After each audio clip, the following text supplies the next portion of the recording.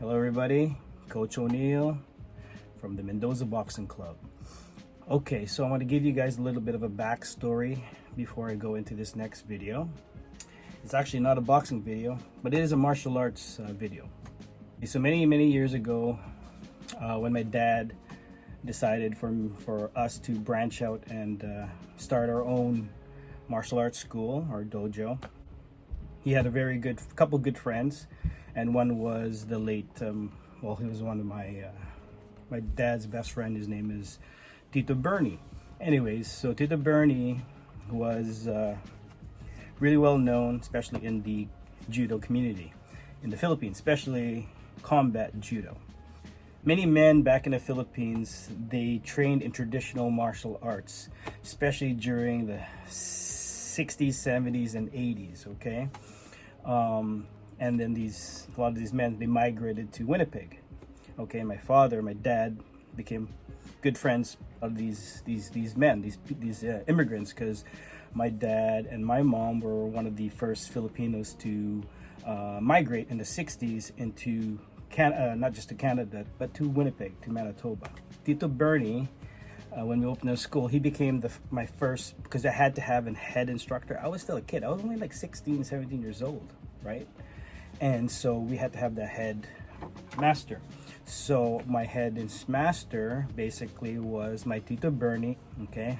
Jess Mendoza, also a very high-ranking black belter in judo. And they basically ran the school for a few years as the headmasters, okay, alongside with Jimmy Torres from Sikaran and a whole bunch of Filipino martial art players back in the day. Okay. Basically, that was my introduction to judo, okay, and I loved it. The way we learned judo was called the Combat Judo, taught to law enforcement and military from the Philippines. Okay, so the techniques were a little different, okay, not so much sport, let's just say, okay, and I just fell in love with it. Okay, many years down the road, me opening my school, I met this older gentleman, a senior gentleman, became my student and a friend.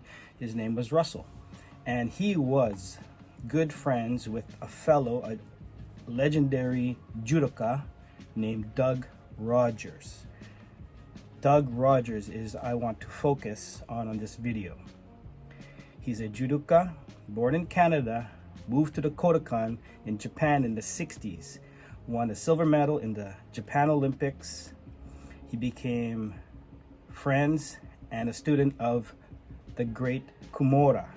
Kimura is, if you guys know the Gracie lineage in Kimura, okay, there's a thing, I think it's like never before and never after Kimura, okay? Okay, so basically Doug Rogers moved and lived in Japan. Why I want to do this tribute to him is because I just found out that he passed away a few days ago at the age of 79, okay? And I want to pay honor to him because I met him once through my friend Russell, and he signed, because I knew his history, he signed right here. It's the late Doug Rogers. He signed my judo gi. 2008, okay, 2008, 2009, okay, when I met him, and I was just in awe. He moved from Japan straight to basically British Columbia, and he retired here, became a pilot. And Russell, because Russell was also a pilot as well, a captain. That is how they met, actually. And also through judo, because Russell is also a judo player and a taekwondo, ITF taekwondo player. I want to show this to you. I hope you guys enjoy. Look into the history of also with Doug Rogers, because he's also a member, and he got inducted into the Canada Hall of Fame, Sports Hall of Fame. Okay, so let's watch this one. Judo Canada.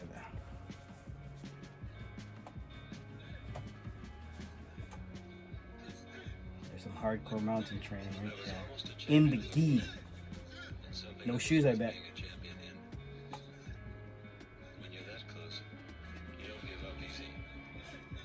After the Olympics, I went to a great teacher.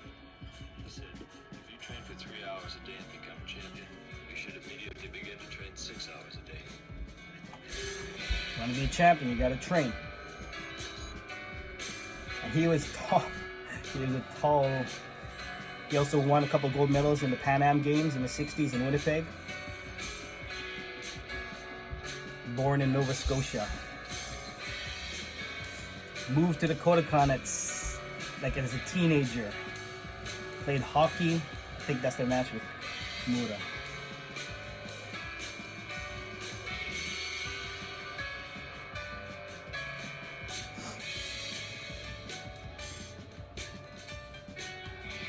Tokyo. So he got a silver medal in the Tokyo Olympics. The first Canadian to ever win a medal in judo during that time.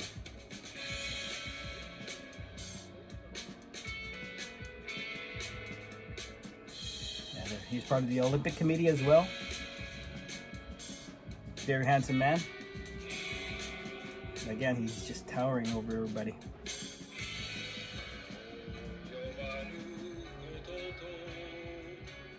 So he was accepted to McGill University. He turned that down to live and train and go to school in Japan in the 60s, okay?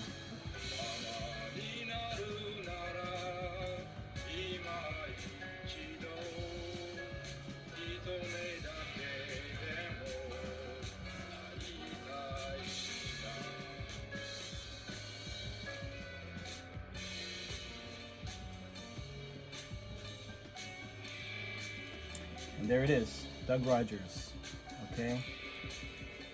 I think his first name was Henry, but they called him Doug, okay? And that's it. Okay, so just a short, quick tribute, okay?